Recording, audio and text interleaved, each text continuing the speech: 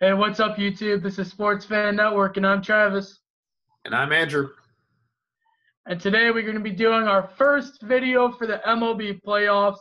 In this video, we're going to be discussing the Twins versus the Yankees AL Wildcard matchup Tuesday night. And what we're going to be doing, so we're going to be breaking it down into categories for starting pitching. Then we're going to go to hitting, defense, bullpen, and then who we think's ultimately going to win this game. But we're gonna break it down who we think is better in each category. So Andrew, who will be the starting pitchers for this game? Well, for the Twins, we have Irvin Santana, who had a pretty good year this year. His win-loss record was 16-8 with a 3.28 ERA. But he's going up another guy in Luis Severino, if I'm saying that right. It's one of those interesting names. But he had a really impressive year for the Yankees this year, going 14-6 with a 2.98 ERA. The American League, those are two quality starting pitchers right there because, as we know, the American League, there's a lot more scoring because there's, the DH and stuff. So, that's a pretty good, pitching matchup for this one. What do you see here? Yeah, for this pitching matchup, both of these guys had a really good years. But for me, I'm going to have to go in favor for the Yankees on this one. I think Louis, he's had a really good season, and pitching at home, in the playoffs is a huge boost. I think he gets the slight edge over Irvin Santana in this matchup.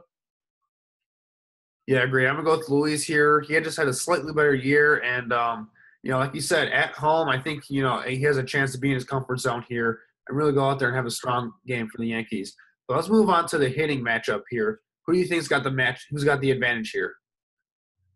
Well, I think this is gonna be a really high-scoring baseball game. And I'm gonna have to go with the Yankees again on this matchup. They arguably have the best power hitter in baseball right now with Aaron Judge, who's only a rookie and smashed 52 home runs. I mean, this kid is the real deal. You also got guys like Gary Sanchez, Starley Castro, Didi. They got Frazier, and they got lots of good bats in this lineup. So I think the Yankees, their hitting is probably one of their strengths. And, going up against Irvin Santana, I think they're going to be able to get to him. Yeah, I like the Yankees too, but I want to mention the Twins here because the Twins, they kind of came out of nowhere this year. They were a losing team last year, and so a lot of people don't really know about how much firepower that they have.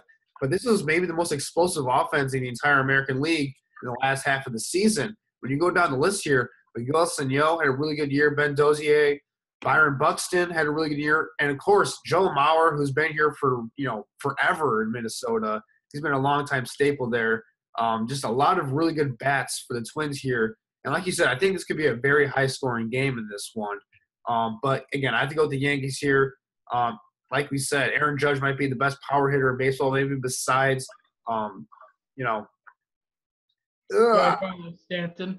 Yeah, Giancarlo Stanton. I don't know. I had a brain fart there, but yeah, I don't know how you can forget about Stanton. 60 home runs almost, but I mean, geez. But let's move on from the hitting matchup to defense. What do you see here? Well, I just want to make one more quick point that Miguel Sano, he's still not 100% healthy, and they said he's not going to start in this AL wildcard game. Now, I think he's still going to be available, and they'll pull him in at some point, but that's kind of a big blow. Now, having one of their best hitters, not 100% going into the playoffs. But switching to defense, for this one, I'm going to have to go with the Twins. They have a really great infield with Brian Dozier and Escobar manning the middle, and Mauer and Minot handling the corners. Minot, he's not going to be starting, but Joe Mauer, he's a great, Gold Glove first baseman, really good defensive player.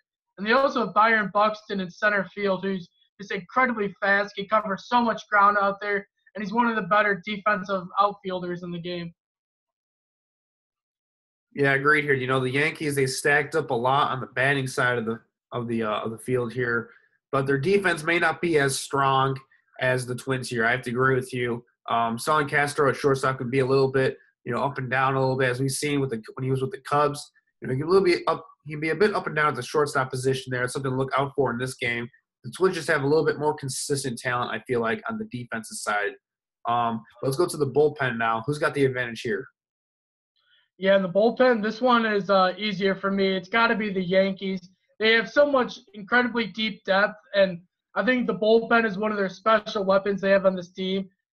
This is a tough name to pronounce, but Dylan Betances, and I probably said it wrong, but he's had an up and down season for the Yankees, but he still owns a respectable 2.87 ERA, and he has 10 saves. And then they also had a key pickup middle way through the season, and they picked up David Robertson, who has been lights out, and he's at 1.84 ERA. And you can't forget about Chapman, who's still one of the most dominant closers of baseball. Now, I know he struggled a lot this year, but no one can touch him on the radar gun. He's got 22 saves, and I think he's going to be a big-time piece in this postseason run for the Yankees.